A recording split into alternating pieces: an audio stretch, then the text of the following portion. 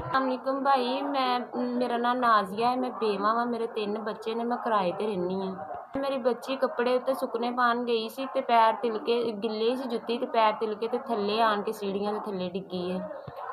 खब्बी बांह टुटी है ते महल्लेदारां भैणां भरावां ने चुक के लै गए सी ते उन्हां ने 60,000 रुपया लग्गा ऑपरेशन करवाया ते मेरी बच्ची दी हालत ओहदी डिग पई सी ते बाजू डिग पिया।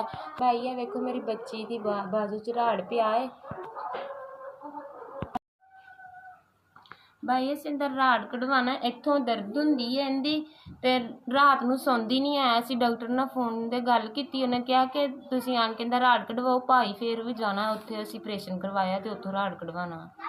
साडे कोल इन्नी गुंजाइश नहीं है कि असीं दोबारा ऑपरेशन करवा के मैं फिर राड़ कढवावां। मैं बड़ी मजबूर है, मेरे रात नूं बच्चे भुखे सौंदे ने ते मैं की करां। मेहरबानी तुहाडी। अल्लाह